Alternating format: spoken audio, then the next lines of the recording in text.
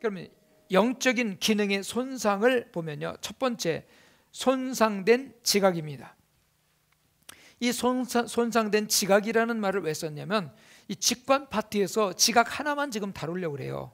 여기 지금 직관 파트에서요, 지각을 다루는데, 지각을 우리가 뭐라고 지금 설명할 수 있냐면, 센서라고 생각할 수 있어요. 센스 아니면 위트, 영어로 그렇게 돼 있어요. 그러니까 센스, 위트는 뭐냐? 센스는 뭐예요? 센스는 쉽게 얘기하면 이게 센서가 있는 문 앞에 가면 문이 촥 열려요. 근데 센서가 만약에 고장이 나면 어떻게 돼? 앞에서 춤을 추고 이래도 안 열려요. 센서가 작동이 안 되면 그 다음부터 닫힌 문이 열리질 않습니다. 그래서 영적인 센서가 고장이 나면 하나님의 은혜, 하나님의 역사 이런 거에 대해서 전혀 작동이 안 되는 거예요. 기도하자고 그러면 자꾸 부담스럽다 그러고, 찬양하려면 자꾸 길다 그러고, 말씀은 짧게 그냥 간단하게 하자고 그러고, 신앙생활은 대충 하려고 그러고, 이게 다 뭐예요? 영적인 센서가 지금 고장난 상태예요. 그 영적 센서가 고장나면 세상에서도요, 어떤 걸 해도 자꾸 막힙니다. 영혼이 잘된 같이 범사가 잘 되고 강건하고 또 형통한 삶이 이루어지잖아요. 그러면 첫 번째, 진리를 받아들일 수 없는 지각입니다. 진리가 들어오질 않습니다. 센서가 작동이 안 돼요. 근데 이 센서가 작동이 안 되니까 담 넘어 들어가고 부수고 들어가는 이 도적이 오는 곳한테는 꼭 당하게 돼 있어요. 악한 영들은 그냥 관계없이 공격해버리거든요. 그 사람이 뭐 어떤 상태에 있는지 전혀 관계가 없습니다. 그냥 공격을 해요. 이 공격을 하니까 결국은 문제가 생기죠. 그리고 두 번째는 영적 소경, 영적 귀머거리가 됩니다. 마태복음 13장 14절 말씀부터 보면, 이사야의 예언이 그들에게 이루어졌으니 일렀으되 너희가 듣기는 들어도 깨닫지 못할 것이요 보기는 보아도 알지 못하리라. 이 백성들의 마음이 완악하여져서 그 귀는 듣기에 둔하고 눈은 감았으니 이는 눈으로 보고 귀로 듣고 마음으로 깨달아 돌이켜 내게 고침을 받을까 두려움이라 하였느니라. 그러므로 너희 눈은 봄으로 너희 귀는 들음으로 복이 있도다, 이렇게 말씀하고 있어요. 그래서 우리는 들을 수 있는 영적인 귀가 열려져야 되고요, 그 다음에 볼 수 있는 영적인 눈이 열려질 수 있어야 됩니다. 두 번째는 영적인 소경입니다. 이 영적인 소경은 앞을 보지 못하는 거예요. 그러면 소경이라는 건 뭘 의미하냐면, 시력이 없을 뿐이죠, 이 눈도 있고 다 있는 거예요. 시력이 없어서 못 보는 거예요. 그러니까 우리가 안경을 쓰는 것도 사실 시력이 약하기 때문에 안경 쓰는 거예요. 그래서 소경은 영적인 진리를 이해할 수도 없으며 깨닫지도 못합니다. 이해라는 것을 우리가 understanding이라고 해서 조금 전에 말씀드렸죠. 여기는 깨달음이라는 단어도 있지만 여기는 지혜라는 단어도 있다는 거, 두 가지가 같이 옵니다. 깨달음이라는 것은 빛이 비춰지는 거예요. 번뜩 그게 탁 알아지는 거예요. 그 다음에 지혜는 뭐예요? 그때부터 분별이 되고 그렇게 살아갈 수 있는 앞이 보여지는 게 지혜입니다. 그래서 지혜는 어떻게 살아야 될 것인가, 어떻게 내가 삶을 이룰 것인가를 우리가 알게 된다는 것입니다. 두 번째는 믿어보려고 애쓰고 노력하지만 진리가 잡히지 않습니다. 그러니까 그냥 잘 믿어보려고, 하나님 은혜 받으려고, 하나님께 은혜 받으려고, 그 다음에 믿음에서 충만해지고 성령 충만하려고 막 애쓰고 노력하지만 진리가 잡히지 않습니다. 디모데후서 3장 7절, 항상 배우나 끝내 진리의 지식에 이를 수 없느니라. 배우기는 많이 배우고 그리고 많이 들었는데요, 진리의 지식에 이를 수가 없어요. 제가 미국에서 이제 그 큰 대형 집회나 아니면 하나님의 역사 크게 역사하는데 이렇게 가서 그걸 진짜 많이 봤는데요, 거기서 보면 그 참석한 사람도 은혜를 많이 받지만요, 거기서 같이 일했던 스태프들이요, 나중에 보니까 뭐 성령의 강력한 역사가 일어나니까 스태프들이 거기서 그들이 그냥 다 나둥그러져 가지고요, 막 성령의 역사에 의해서요, 그래갖고 거기서 그냥 은혜 받아갖고 어쩔 줄 모르는 모습들을 참 많이 보거든요. 그 사람들은 복 중에 복이에요.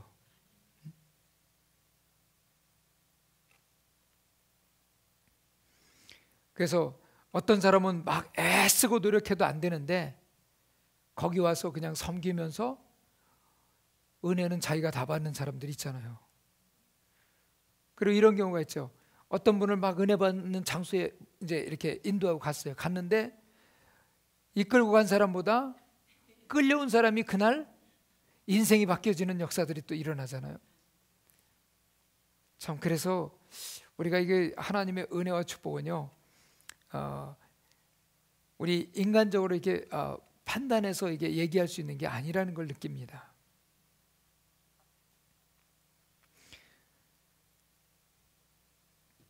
그리고 이제 세 번째는 혼돈, 기만, 왜곡된 곳으로 인도될 수밖에 없습니다.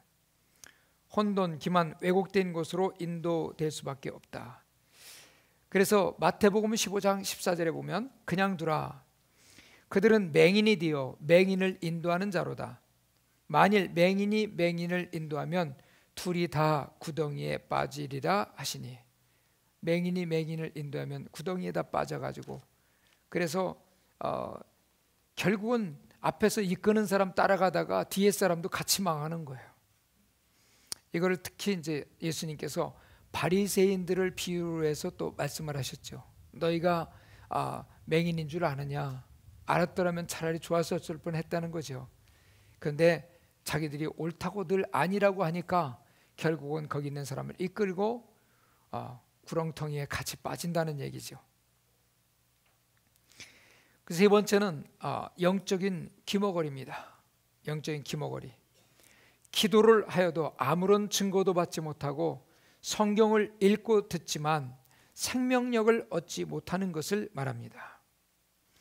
기도를 해도 아무 증거가 없어요. 거기에 응답의 증거도 없고 기적의 증거도 없고 역사, 기도 자체는 기적이에요. 그죠? 기도는 기적입니다. 내가 할 수 있는 일을 기도 안 하거든요. 내가 할 수 있는 일을 뭐로 기도합니까? 여러분 버스 타는 거 위해서 기도해요? 아니거든요. 근데 그냥 가서 타면 되는 거예요. 근데 뭘 위해서 기도하냐?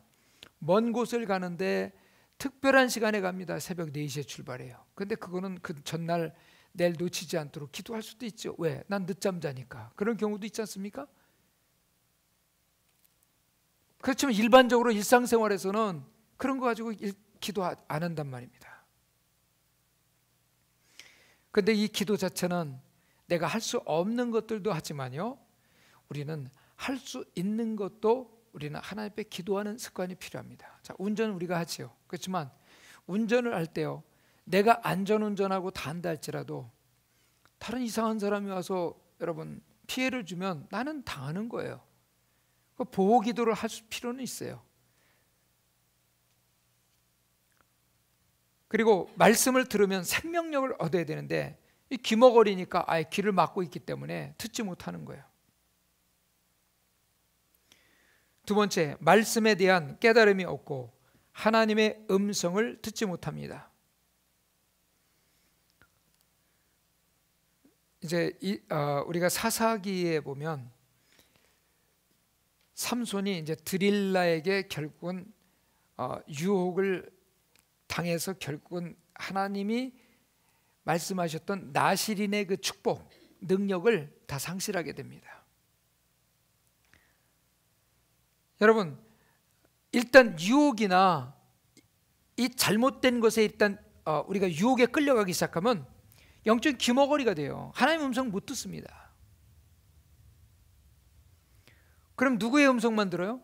이제는 유혹하는 음성밖에는 안 들려지는 거예요. 그래서 결국은 머리카락이 잘리고 능력이 다 떠나고, 그리고 이제는 자기 능력인 줄 알고 착각하고 있는 거예요. 그래서 우리가 성령의 능력을 받을 때는요, 능력 받는 거 본인도 압니다. 은혜 받는 거 자기가 알아요. 근데 어느 순간 능력이 떠나고요, 성령이 소멸될 때는 우리는 모른다는 사실이에요. 항상 괜찮은 줄 알고 있어요. 어느 순간인가 아이쿠 큰일 났다 하는 순간 때는 늦는 거예요. 다시 회복하려면 더 어려운 과정들이 또 필요하죠. 은혜 받을 때 은혜 받으시고요, 능력 있을 때 능력 지키는 게 은혜인 줄 믿습니다.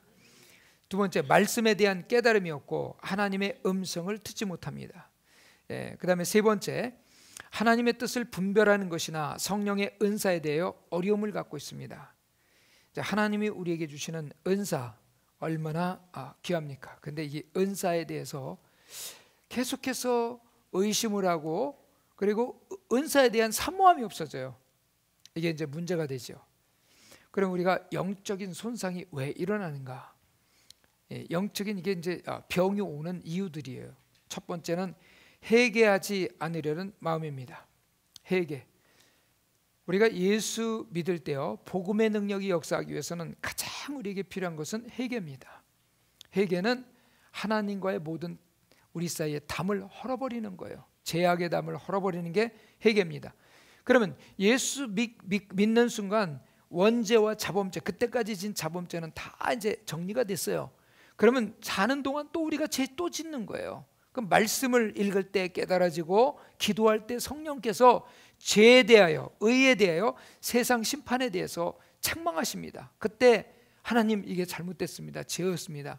그런데 이 죄는 어떠냐면, 내가 지금은 죄로 여기지 않던 것이요, 영적으로 더 깊이 들어가고 영적인 눈이 더 밝게 열려지면, 이 직관의 부분이 더 열려지기 시작하면요, 안 보였던 것이 죄가 되는 거예요. 전에는 당연했던 건데, 보세요. 지금 여기 뭔지 안 보이죠?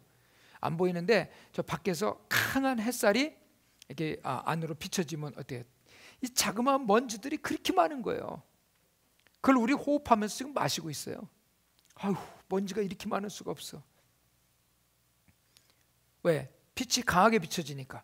하나님의 빛이 강하게 비춰지니까, 성령의 빛이, 말씀의 빛이 강하게 비춰지니까 전에는 죄로 여기지 않았던 것이 죄로 이제 들어오기 시작하는 거예요. 그래서 예수께서 권능을 가장 많이 행하신 고을들이 회개하지 아니하므로 그때에 책망하시되, 회개하고 복음을 믿으라. 근데 하나님의 능력과 역사가 계속해서 지속되면요, 어느 순간인가 사람들은 너무 좋은 것인데도 불구하고 좋은 줄 모르고 그냥 이렇게 살아가는 거예요. 그러다가 이제 그때부터 침체되기 시작하고 어려워지는 거예요. 두 번째, 완고한 마음입니다. 이걸 이제 강팍한 마음 이렇게 얘기도 하는데, 이 말씀을 듣는 것을 싫어하고요, 그리고 말씀으로 고침받는 걸 또 싫어해요. 들어도 고침받기를 싫어해요. 듣기도 싫어하고 또 들었는데도 고침받기를 싫어하는 마음이에요. 그래서 히브리서 3장 8절, 광야에서 시험하던 날에 거역하던 것 같이 너희 마음을 완고하게 하지 마라, 강팍하게 하지 마라. 마음이 딱딱하게 굳어진 거예요. 여러분, 사람들과 친구들과 이렇게 교제할 때 어떤 사람 원해요? 아주 강팍하고 말이야 못된 성격 좋아합니까? 부드럽고 그 다음에 온유하고 이런 성격 좋습니까? 부드러운 성격 좋죠. 센 것도 괜찮아요. 강팍한 것도 괜찮아요. 잘 다루실 수 있는 능력이 충만한 줄 믿습니다. 여러분, 대답을 안 하시는데, 가정에서는 서로 부드러운 마음으로, 이렇게 온유한 마음으로 변화된 사람들이 같이 살아야 거기 행복합니다. 제가 그렇다고 해서 성격이요, 온유하다는 얘기는 이렇게 마음이 다 풀어져 가지고 흐느적거리는 그런 마음이 아닙니다. 온유하면요, 하나님 말씀에 절대 순종하는 거예요. 그래서 온유라는 것은 뛰라고 할 때 뛰고, 쓰라고 할 때 쓰고, 참으라 할 때 참고, 견디라 할 때 견디고, 그 마음이 바로 뭐냐면 온유한 마음입니다. 이제 지금 우리가 세상을 이렇게 보면은 점점 사람들의 마음은 완고한 마음이에요. 강팍한 마음이에요. 그래서 이 강팍한 마음들을 변화시키기 위해서는 전에 가졌던 성령의 역사와 은사와 능력보다 더 큰 능력을 받지 않고는 영혼들을 이제 변화시킬 길이 없어요. 시대가 악하면 악할수록 우리는 하나님이 더 필요한 거예요. 하나님의 능력이 더 필요한 거예요. 여러분 자녀 교육시키기가 지금 얼마나 힘들어요. 전에는 그냥 저희끼리 잘 자라기도 했어요. 그랬던 시절도 있었어요. 근데 지금은 안 그렇습니다. 세 번째, 위선이나 가식이에요. 위선이나 가식. 이 위선적인 마음, 이 마음은 하나님이 가장 싫어하는 마음이에요. 그래서 마태복음 23장 15절, 화 있을진저 애식하는 서기관들과 바리새인들이여, 너희는 교인 한 사람을 얻기 위하여 바다와 육지를 두루 다니다가 생기면 너희보다 배나 더 지옥 자식이 되게 하는도다. 위선적인 신앙, 자꾸 자기를 드러내고 나타나려고 하는 그런 마음이죠. 가식. 여러분 예수 믿으면서요 자꾸 그 가식적으로 뭔가 하려고 그러면 안 돼. 교회에 나와서 우리가 예배 드릴 때도요, 이 마음 중심을요, 예배 드릴 때 마음 중심을 가지고 밖에서 살고, 그 다음에 밖에서 살았던 마음 가지고 또 와서 또 예배 드릴 수 있어야 돼요. 근데 교회에 들어와서는 모습이 완전히 성도의 모습처럼 나타나고, 밖에 나가서는 세상 사람과 똑같은 모습으로 살아간다면 그것도 잘못돼요. 그 다음에 세상에 있는 여러분 자기 어떤 그 과시할 때 그걸 제대로 못했던 것을 교회 와서 자꾸 하려고 그러면 안 된다고요. 교회는 하나님 앞에 나와서 오직 주님 앞에만 영광 돌리기 위해서 우리가 경배를 드려야 됩니다. 예, 위선적인 신앙, 가식, 이건 왜 문제냐면 거짓말을 자꾸 하게 돼 있어요. 예, 없는 것을 자꾸 만들어서 하게 돼 있어요. 예, 위선이 다 그거 아닙니까? 그러니까 여러분 우리 얼굴 모습이나 이런 모습도 하나님 앞에 정직한 모습으로 나와야 돼. 내 모습 이대로 잘 나올 수 있어야 돼. 예. 그 위선을 만들면 안 돼. 예. 그래서 플라스틱으로 이렇게 하면 안 된다는 얘기예요. 네 번째는 제약이나 불순종이에요. 제약, 불순종과 미워함이 영을 무감각하게 만듭니다. 시편 38편 18절에서 22절까지 말씀에 내 제약을 아뢰고 내 죄를 슬퍼함이니이다. 이 죄에 대한 회개죠. 내 원수가 활발하며 강하고 부당하게 나를 미워하는 자가 많으며, 또 악으로 선을 대신하는 자들이 내가 선을 따르는 것 때문에 나를 대적하나이다. 지금 이제 선을 악으로 갚는 사람들이 많잖아요. 그런 것에 자꾸 동요되거나 하면 안 됩니다. 지금 세상을 보면요, 이 선을, 그러니까 베풀어 줬는데 선을 다 악으로 갚아갖고 그 사람의 잘못된 것이나 이런 것, 심지어는 자기하고 개인적인 어떤 경험, 이것까지도 다 부정적으로 안 좋게 폭로를 해가지고요, 이제는 완전히 사람을 갖다 망가뜨리는 일들이 지금 세상에서는 지금 일어나고 있어요. 하나님 믿는 사람들은 그런 데 휩싸여서 안 됩니다. 오히려 기도하고 하나님의 성품을 보여주면서 하나님이 어떻게 그들을 위해서 기도하고 인도함을 받기 원하시는지 하나님의 인도를 받는 것이 중요하지, 우리가 그런 세상적인 어떤 분위기에 휩싸여서 나가면 안 된다는 것입니다. 여호와여 나를 버리지 마소서, 나의 하나님이여 나를 멀리하지 마소서, 속히 나를 도우소서, 주 나의 구원이시여. 예, 그래서 불순종, 순종을 뒤로 미루는 것도 불순종이라고 그랬어요. 순종을 지체하는 것도 불순종입니다. 그래서 순종은 어떻게 했냐? 즉시 하는 거예요. 다섯 번째는 무지입니다. 몰라서 그랬습니다 하는 거예요. 몰라서. 영적으로 우리가 몰랐다고 얘기하는 게 참 많아요. 근데 세상법은요, 모르고 지은 죄들도 있잖아요. 모르고 부지 중에 지은 죄가 있단 말입니다. 이 죄는요 많이 탕감이 됩니다. 진짜 모르고 그랬다는데 뭐. 근데 고의적으로 하면 이거는 죄성이 안 좋다고 이제 해갖고 가중 처벌을 합니다. 이게 세상적인 법이에요. 근데 하나님의 법은요, 자 여기 지금 이 물이 있는데요. 이게 지금 이게 이제 옥수수 티 같기도 하고 뭐 무슨 티 같아요. 근데 티인데 이 맛하고 똑같은 티인데요. 진짜 옥수수 티예요. 그러면 마시면 고소고 좋아요. 근데 이게 만약에 극약이에요. 근데 맛이 옥수수 맛하고 똑같아. 근데 모르고 마셨어. 살아요, 죽어요? 아니, 모르고 먹었는데 왜 죽어요? 알고 먹었어요. 죽어요, 살아요? 죽어요. 알고 짓는 죄 죄예요, 아니에요? 모르고 짓는 죄 죄예요? 예, 죄예요. 그래서 우리가 성경을 읽어야 되는 거예요. 죄를 알만한 것을 하나님께서 내속해 주셨어요. 성령을 통해서 주셨고요. 죄를 알만한 것을 다 여기 비춰주셨어요. 해결 방법을 다 주셨단 말입니다. 그리고 예배를 통해서 또 주셨어요. 찬양을 통해서 주셨어요. 그리고 나보다 더 신앙생활을 앞서한 분들이 받은 은혜, 그리고 그들이 죄를 회개한 것을 내가 들었어요. 그러면 어떻게 해요? 그 죄가 내가 생각나면 나도 또 회개해야 되는 거예요. 그래서 시편 92편 5절과 6절 말씀에 보면 여호와여, 주께서 행하신 일이 어찌 그리 크신지요. 주의 생각이 매우 깊으시니이다. 어리석은 자도 알지 못하며 무지한 자도 이를 깨닫지 못하나이다. 여러분, 우리가 하나님의 말씀은요, 그렇기 때문에 몰라서 했다는 변명이 이게 해당이 되지 않는다는 거예요. 여섯 번째는 마음에서 우러나서 기쁨으로 하지 않는다면 영적인 감각을 손상시킵니다.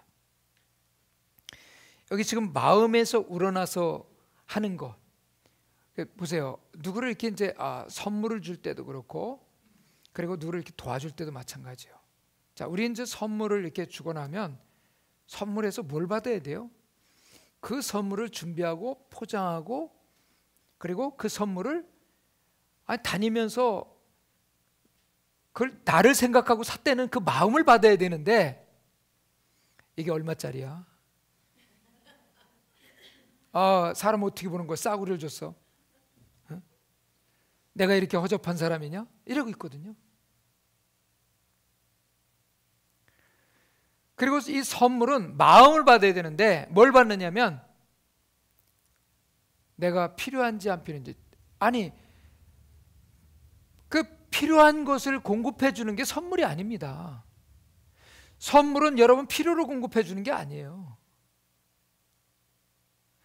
성령의 은사는 선물이에요. 하나님의 선물이에요. 선물은요, 하나님 은사보다요 돈 주세요. 은사보다는요 나 더 좋은 거 주세요. 집 주세요. 그런데 하나님께서는 그런 것보다 뭘 먼저 주시기를 원하세요? 성령 받아라. 그래, 신뢰한 것을 사모하라. 자꾸 그러시거든요. 하나님 그거 없어도 된다니까요.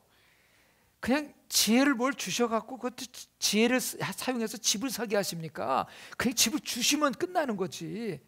이렇게 이제 생각한단 말이에요, 사람들은.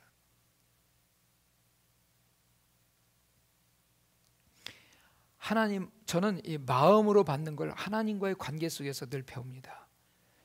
기도 가운데도요,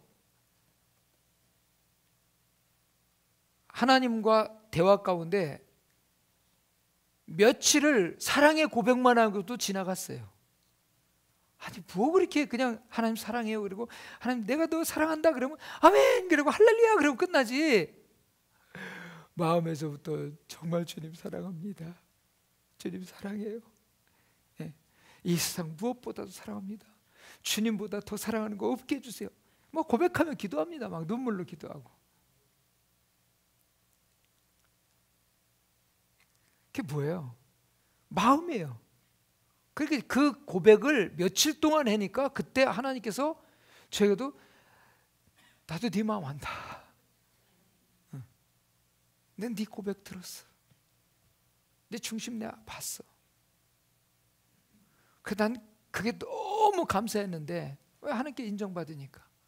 근데 주님께서 그 다음 하시는 말씀이 너무 놀라웠어요. 너와 같이 고백하는 사람을 난 지금 찾고 있어. 난 온 땅을 두루다니며 너처럼 고백하는 사람 지금 찾고 있어.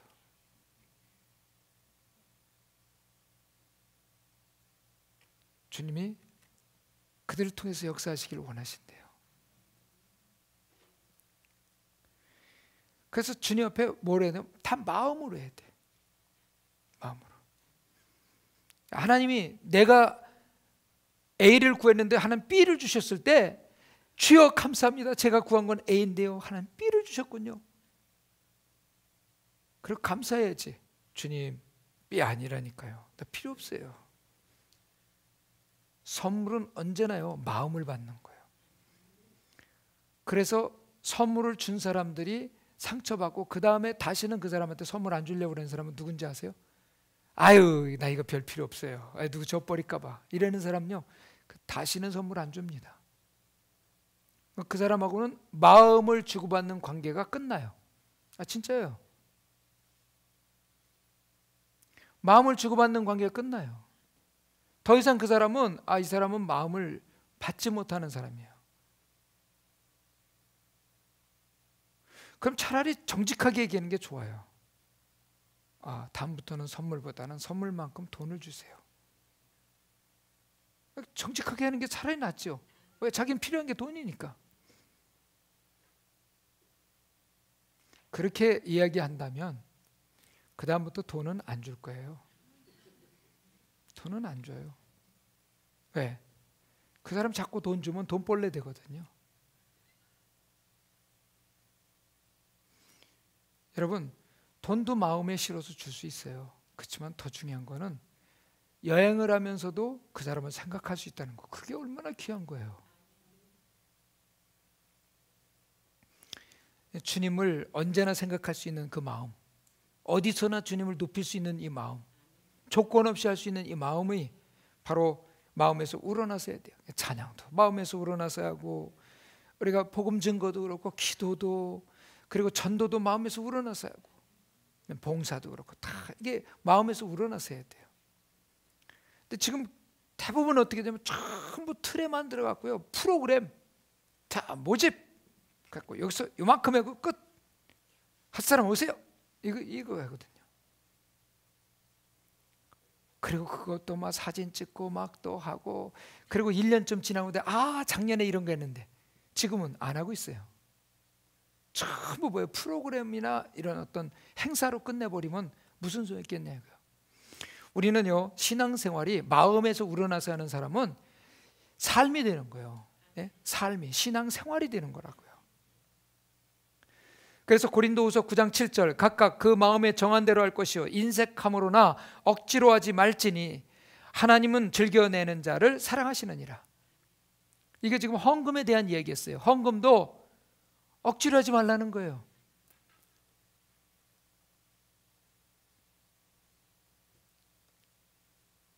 그리고 베드로전서 5장 2절에 보면 너희 중에 있는 하나님의 양무리를 치되 억지로 하지 말고 하나님의 뜻을 따라 자원함으로 하며 더러운 이득을 위하여 하지 말고 기꺼이 하며, 당연히 마땅히 할 일로서 일을 하라는 것입니다. 그래서 여러분 자녀들을 양육할 때도요 마음에서 우러나서 해야 돼요.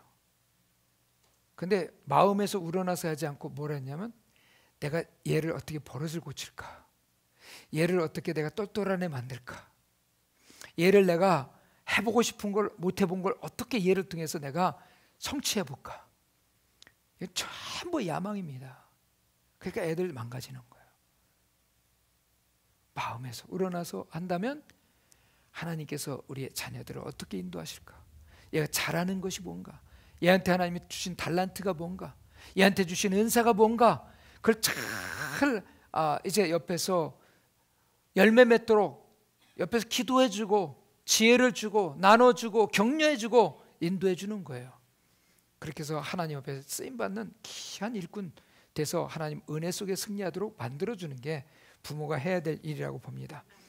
자, 7번째는 비술에 접했을 때 영적인 어둠이 초래됩니다.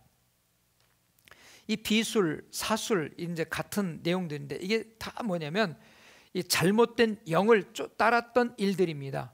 특히 여기는 우리는 이 주술은 우리가 이제 영적 전쟁에서 주술적 차원의 영적 전쟁이 있죠. 이 주술적 차원의 영적 전쟁은요, 무당, 점쟁이, 뭐 사탄 숭배자 뭐 이런 것들이 다 거기에 해당되는데, 그런데 접했던 사람은요 영적인 어둠이 역사하기 시작해요. 그래서 이건 철저히 회개하고 그때 들었던 내용들, 거기서 이야기했던 그 내용들, 거기서 봤던 책자 이런 것들이 다 기억 속에서 사라지도록 기도하고요, 참 진리 대신 예수님이 하신 말씀을 따라서 사는 훈련이 되지 않으면 안 됩니다. 그러면 양심의 손상 원인을 보겠습니다. 양심의 손상은 첫 번째, 형식과 방식이 있습니다. 이건 뭐냐면 그릇을 얘기하고 있어요. 그릇, 양심이 담겨지는 그릇이고요. 그 다음에 두 번째는 양심의 내용, 그 안에 들어가는 내용에 대한 거죠. 자, 양심은 고린도전서 8장 7절에 보면, 그러나 이 지식은 모든 사람에게 있는 것은 아니므로 어떤 이들은 지금까지 우상에 대한 습관이 있어 우상의 제물을 알고 먹는 거로 그들의 양심이 약하여지고 더러워지느니라. 자, 그래서 첫 번째 양심의 형식, 방식은요, 양심은 약해집니다. 자, 양심이 약해지면은 뭐냐면 이게 틀이 약해지니까 툭 치면 뭐예요? 부서져요. 찌그러들어요. 양심이 그때부터 뭐하냐? 두 번째는 양심이 상합니다. 양심이 상해요. 그래서 고린도전서 8장 13절, 그러므로 만일 음식이 내 형제를 실족하게 한다면 나는 영원히 고기를 먹지 아니하여 내 형제를 실족하지 않게 하리라. 이 내용은 바울이 이제 전도를 했습니다. 그래갖고 전도를 해서 왔는데, 그 사람이 어떤 사람이냐면 이 고기를 파는 사람이에요. 이게 푸주간, 정육점 사람이에요. 근데 이제 고기를 거기서 사다가 먹는데, 이 고기를 이 사람은 어디에서 갖다가 팔았냐면 저 우상의 제단에 있던 것들 갖다가 이제 그것도 또 이렇게 그 당시에 아마 뒤로 이렇게 빼 돌리고 했던 거예요 같아요. 그래서 이거를 가지고 이제 거기서 파는 거예요. 파는데 그 대단한 그 바울이요, 복음을 증거하고 그리고 하나님을 증거했던 바울이 그 고기를 사다 먹는 거예요. 그랬더니 보니까 바울도 별 수 없네. 우상의 제물에 제단에 있던 것도 분별도 못하고 저렇게 먹네. 만약에 이것 때문에 형제들의 영혼이 실족한다면 나는 영원히 고기를 먹지 않겠다는 얘기거든요. 네? 나는 고기를 먹지 않겠다. 왜? 그 영혼들 때문에. 지금 양심이 상하는데 보세요. 우리가 이제 앞에 부분에서 영적으로 우리가 이제 왜 이게 묶이는가 하는 부분에 대해서 말씀을 드렸잖아요. 근데 그 묶이는 부분에서 이제 뭐 선물이나 이런 내용에 대해서 말씀을 드렸어요. 근데 우리가 여기에서 교회가 지금 당하는 어려움 같은 게 되게 어떤 내용이냐면,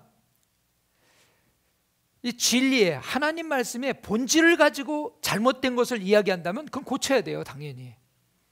근데 우리는 비본질 가지고 얘기한다면 이건 잘못된 거예요. 예를 들면 음식점에 갔는데 우리 이제 그 전에 요즘에 이제 그렇게 제가 하지도 않고 그런 방식으로는 안 하는데요. 그 전에 이렇게 음식점에 가면 다 이렇게 얘기합니다. 예, 여러분 중국집 같은 데 가면 짜장 아니면 짬뽕. 짜장 손들어. 나머지는 다 짬뽕. 알았지? 이유가 없어 그냥. 싫으면 안 먹으면 되고. 이런 식으로 많이 했잖아요. 이제 그리고 자녀들도 이제 엄마가 아이들을 데리고 이제 음식점에 가면, 음식점에 갈 때 아이들한테 너희들 엄마가 점심 사줄게. 나갑니다. 나가는데 아이들은 이제 기대를 하고 가는 거예요. 지들이 먹고 싶은 거. 근데 엄마는 그거 안 돼. 그래서 이제 엄마가 원하는 대로 들어갑니다. 그럼 애들은 벌써 이미 마음이 좀 안 좋아요. 가서 음식을 딱 메뉴판을 하는데 엄마 이거 먹을게 하니까 그건 안 돼. 왜? 그거는 엄마가 안 된다면 안 되는 줄 알아. 자꾸 따지고 물으면 야단 맞는다. 알았지? 예, 좋게 얘기할 때 잘 들으라는 거예요. 그러니까 엄마가 다 법이에요. 그렇다고 걔가 술 사달라고 그런 건 아니거든요.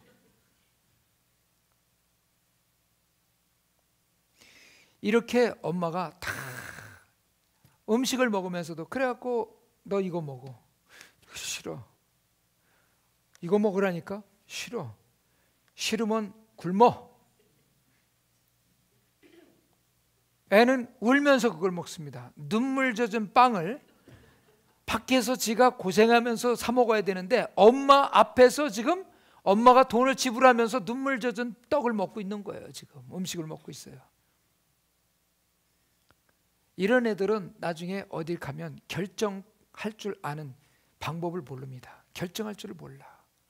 음식에 가면 뭘 먹지? 자기 어떤 확실한 것이 없어요. 저는 이제 그 아이들을 이렇게 이제 키울 때요, 가면 꼭 음식을 아이들한테 시켰어요. 뭐 먹을래? 이거 먹겠대. 그럼 혹시 다음에 온다면 두 번째 먹고 싶은 게 어떤 거냐? 그럼 이거래. 그 아빠 이거 먹을 거야. 아, 아빠 그러지 말고 아빠 드시고 싶은 거 드세요. 아니야, 아빠 이거 먹겠다니까. 그리고 이제 거기서 좀 나눠서 먹어요. 우리 아들이 제일 좋아하는 게 뭔가 한번 먹고 조금 먹고, 두 번째 먹고 싶은 거 여기 먹어봐. 먹어봐요. 만날 때마다 그렇게 했어요. 근데 그 다음부터는 이게 달라진 게 뭐냐면, 얘는 음식을 제가 이제 막 시킬 줄 알아요.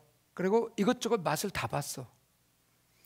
근데 이제 친구들이 있는데요, 그 친구들이 아버지들이 다 대단히 부자들이에요.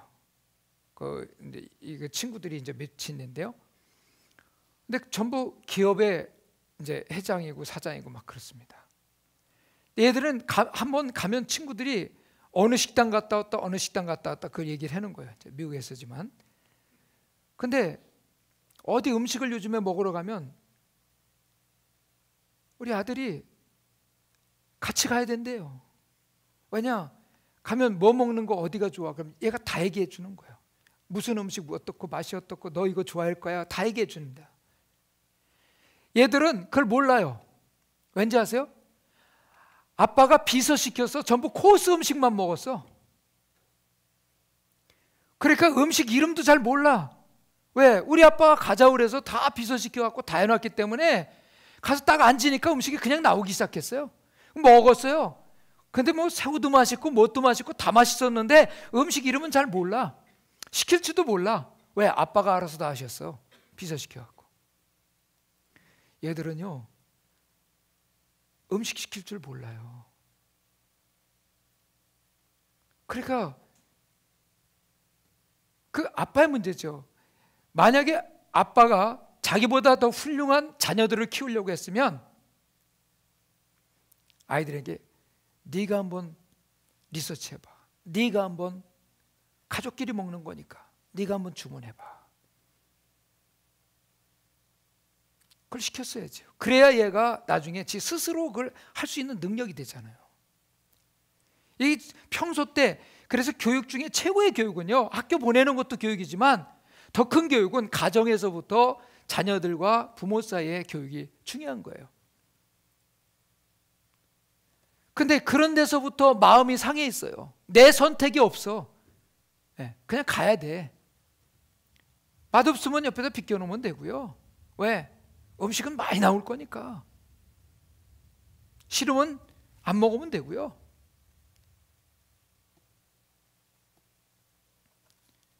교회가 어려운 게 뭐냐면 비본질적인 걸 가지고서 이걸 본질보다 더 강하게 흔드니까 교회들이 다 문제가 생기는 거예요.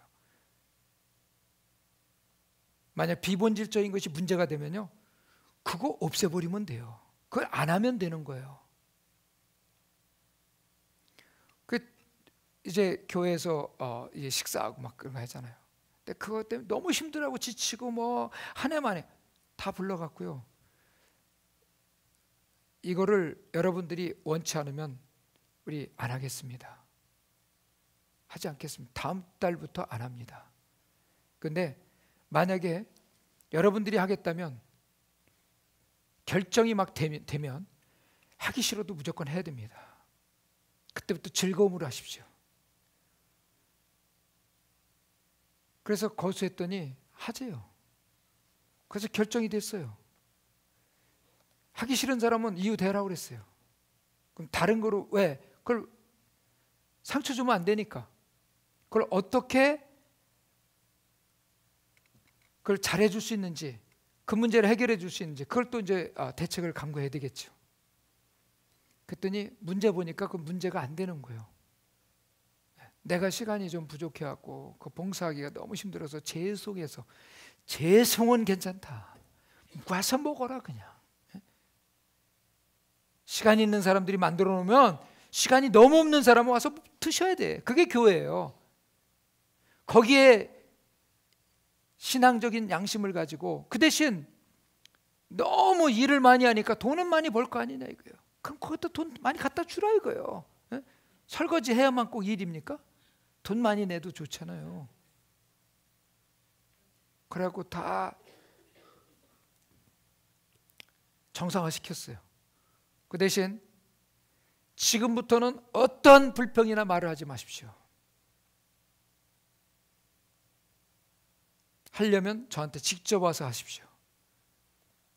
그리고 마무리 졌어요. 비본질이에요, 비본질. 그때 뭐 얘기했냐? 본질과 비본질 얘기한 거예요.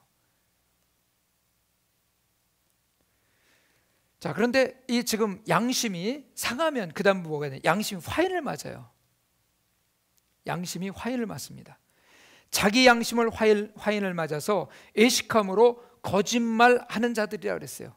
이때부터 양심이 화인 맞으면 거짓말하고요. 이때부터 문제가 생겨요. 그 다음에 이제 두 번째 양심의 내용이 있습니다. 양심의 내용은 앞에서 읽었던 내용과 같은데요. 양심은 더러워집니다. 그래서 약하여지고 더러워지느니라. 약하여지는 거는 이건 이 그릇의 문제고요. 더러워지는 것은 내용의 문제입니다. 그 담겨진 내용물의 문제죠. 두 번째는 악해집니다. 사악해져요. 그래서 죄 가운데 오래 있게 되면 양심이 더러워지고 이제 약해지는데, 이때부터 악해지니까 서슴지 않고 하나님을 거스리는 말과 행동으로 나갑니다. 그래서 결국은 어떻게 되냐? 세 번째는 양심을 버린 자, 믿음에서 파선하는 거예요. 믿음에서 파선하는 거예요. 자, 그래서 디모데전서 1장 19절 말씀 보시면 믿음과 착한 양심을 가지라. 어떤 이들은 이 양심을 버렸고 그 믿음에 관하여는 파선하였느니라. 지금부터 이 내용을, 믿음의 파선이 어떤 건가 잘 들으세요. 어떤 사람은 조건이 너무 좋은데도 망하는 사람이 있어요. 어떤 사람은 조건이 너무 악조건인데도 금방 일어서는 사람이 있어요. 어떤 사람은 악조건인데 그 악조건에서 벗어나지 못하고 계속 그렇게 사는 사람이 있어요. 어떤 사람은 잘 되는데 갈수록 더 잘 되는 사람이 있어요. 자, 네 가지를 여러분들에게 지금 말씀드렸어요. 근데 오늘 여기 보면 조건이 좋은데도 불구하고 망하는 사람의 특징은요, 밖에 있는 보여지는 게 망하기 전에 뭐가 먼저 무너진 거예요? 마음이 무너진 거예요. 믿음이 무너진 거예요. 미래에 대한 소망이 무너진 거예요. 그러면 미래는 끝난 거예요. 오늘 아무리 큰 거 가지고 있어도 내일에 대한 보장이 없어요. 내일에 대한 꿈이 없는데 어떻게 내일을 만들어 갈 겁니까? 근데 오늘 가진 게 있어요. 내일에 더 큰 꿈을 가지고 그것을 향해서 달려가는 사람, 오늘보다 내일 더 잘 됩니다. 근데 어떤 사람은 오늘도 바닥을 치고 있는데 계속 가도 또 계속 바닥 치는 사람이 있어요. 이 사람은 거기서 더 이상 헤어나지 못하고 더 이상 미래에 대한 소망과 꿈을 갖지 못하기 때문입니다. 그래서 여러분, 인생이 망가지는 건요, 외부의 환경 때문에 망가진 적이 없어요. 마음이 무너지고 믿음이 무너지고 거기서 인생은 파손되는 거예요.